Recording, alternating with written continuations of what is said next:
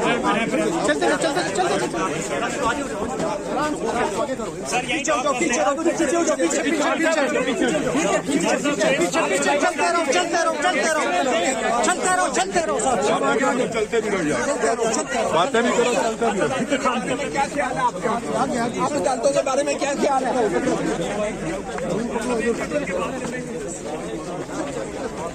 और रुके रुके रुके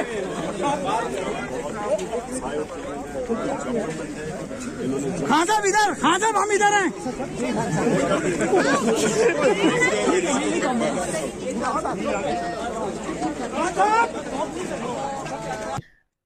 बिस्मिल्लाहिर्रहमानिर्रहीम। अस्सलाम वालेकुम नाज़रीन, मैं हूं साकिब बशीर। मेरे साथ मौजूद हैं सीनियर सहाफ़ी, एक्सप्रेस ट्रिब्यून से सीनियर कोर्ट रिपोर्टर हैं और कोर्ट्स के मामलात में बड़ा गहरा तजर्बा रखते हैं, हसनात मलिक साहब।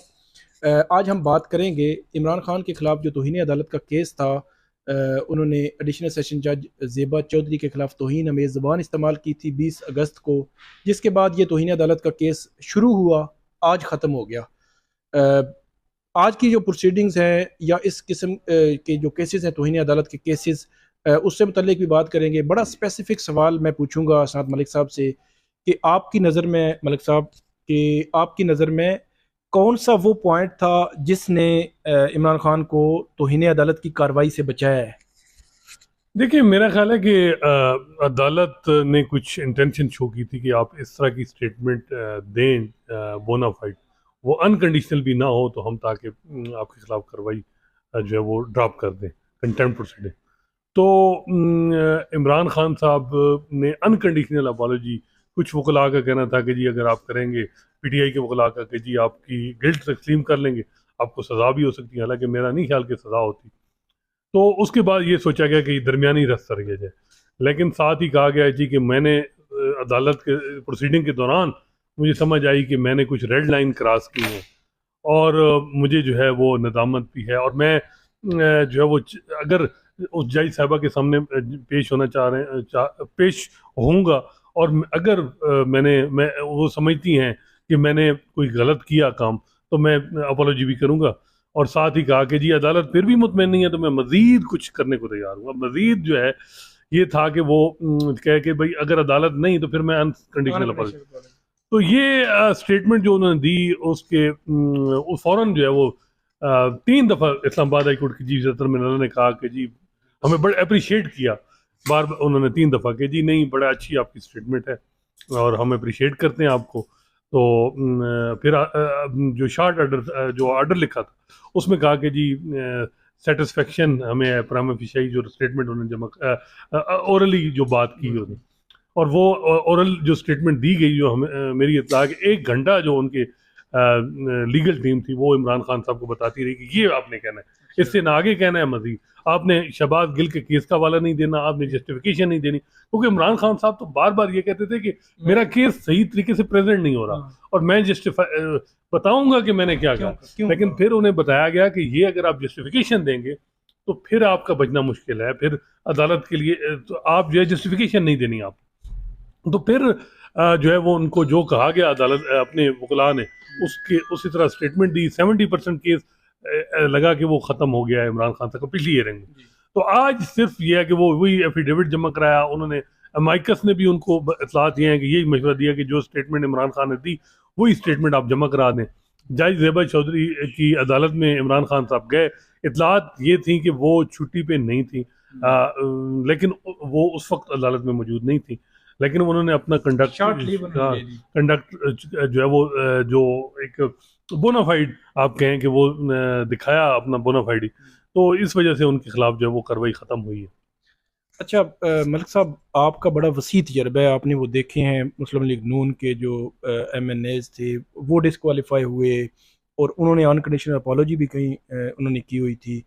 तो अब ये बड़ा एक डिबेट हो रही है कि एक तरफ सुप्रीम कोर्ट की जजमेंट्स मौजूद हैं कि जहाँ पे अनकंडीशनल अपॉलॉजी भी की गई और इसके बावजूद उसको एक्सेप्ट नहीं किया गया और बड़ा स्ट्रिक्ट एक क्राइटेरिया सुप्रीम कोर्ट ने बनाया और दूसरी तरफ हाई कोर्ट जो है वो बगैर अनकंडीशनल अपॉलोजी के जो है वो ये एक्सेप्ट कर रही है उनकी जो वजाहत के या जो भी रिग्रेट था या उनकी माफ़ी थी, वहाँ पे जाना था, इसको जो एक्सेप्ट कर रही है। तो इस डिबेट पे आपका क्या मौक़िफ़ है, आप क्या कहेंगे? देखिए, ये जो तौहीन अदालत के केसेस मैंने देखे हैं, इसमें जजेस ये कॉम्प्लिकेटेड जुरिस्प्रूडेंस है, एक नहीं कोई असूल है इसमें। साबिक चीफ जस्टिस इफ्तिखार चौधरी के दौर में ये सिर्फ डेटरेंस के लिए इस्तेमाल होती रही। जो सिविल कंटेम्प्ट यूसुफ रजा गिलानी को सजा हुई वो मैटर और था। इसके अलावा जिन पीपल्स पार्टी के रहनुमाओं ने सेकेंडलाइज किया जजेस, वो डेटर्स के तौर पे उनको नोटिस दिया जाता, उनको पे चार्ज फ्रेम होता, लेकिन सजा नहीं दी जाती थी, एक मामला चलता रहता था। फिर जो साबिक चीफ जस्टिस साकिब निसार साहब के टाइम पे वहाँ थोड़ा ये हुआ कि सजाएं भी हुई, जो है वो 5-5 साल के लिए नायल किया गया।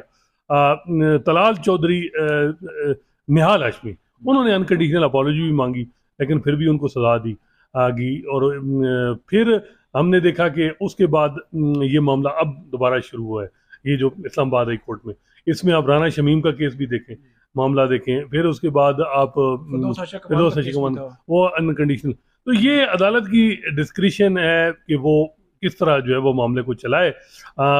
इसमें कंटेम्प्ट, अब जो बात आज एडिशनल अटॉर्नी जनरल ने की है कि जी जो 3 फैसले हैं आप पे बाइंडिंग है, तो उससे बड़े बेंचेस ने भी ऐसे फैसले हैं कंटेम्प्ट में जहां रिस्ट्रेन करके, इससे संगीन कंटेम्प्ट थी तो जो है वो कंटेम्प्ट प्रोसीडिंग ड्रॉप कर दी।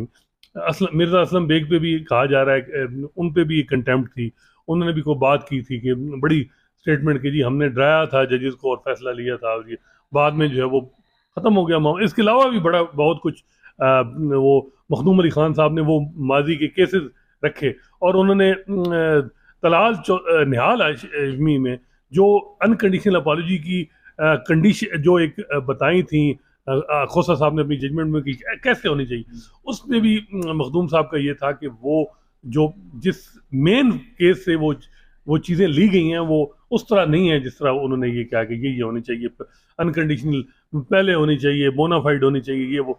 और कुछ ये भी लोग कह रहे हैं कि जो कानून है कंटेम्प्ट का, वहाँ लफ्ज़ सिर्फ अपॉलॉजी का है, अनकंडीशनल का नहीं है। अनकंडीशनल जूरिस्प्रूडेंस में आपको नजर आएगी सुप्रीम कोर्ट के फैसलों में, लेकिन जो कंटेम्प्ट लॉ है 2003 का, जिसमें लिया कि जी अदालत चाहे तो ख़त्म, क्या उधर वहाँ अनकंडीशनल लिखा हुआ है या सिर्फ अपॉलॉजी लिखा है?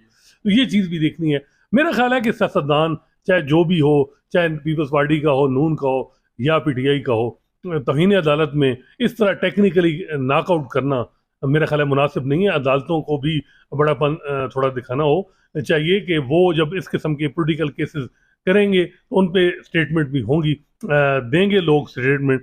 अब इस वक्त जो हालात हैं, पोलराइज सोसाइटी है, हमने देखा है कि जब नून लीग को यहाँ से रिलीफ मिला तो सबसे जो है वो क्या तनकीद पीटीआई ने की कि जी ये किया वो किया, अथवा हफ्ते को अदालत खुल गई नवाज शरीफ को बाहर भेजने के लिए, और उसके बाद जब इनको रिलीफ मिला अभी पीटीआई को, तो नून लीग जो है वो उस तरह उनके जो रहनुमा हैं वो सवालात उठा रहे हैं।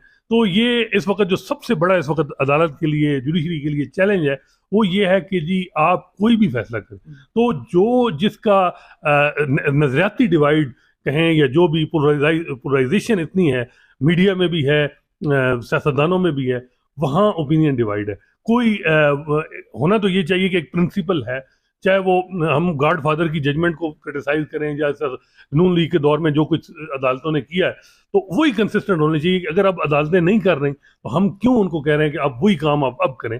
मेरा ख्याल है अगर वो नहीं कर रही तो बेहतर है कि वो नहीं कर रही, क्योंकि जी अब इमरान खान को फ़ायदा हो रहा है तो हमें चाहिए हम तनकीद करें। मेरा ख्याल है ये मुनासिब नहीं। बहुत शुक्रिया असनात मलिक साहब हमारे साथ थे। 20 अगस्त को ये मामला शुरू हुआ था, आज 3 अक्टूबर को ख़त्म हो गया। तौहीन अदालत की कार्रवाई शुरू हुई थी। बहुत बातें हो रही थी कि शायद इमरान खान इस केस में नाअहल हो जाएं, लेकिन आज इमरान खान जो है उनको अदालत ने बाइज़्ज़त जो है वो बरी कर दिया है इस केस में। तो ये थी नाज़रीन आज की अपडेट इस्लामाबाद हाई कोर्ट से। आइंदा भी आपको अपडेट करते रहेंगे। बहुत शुक्रिया।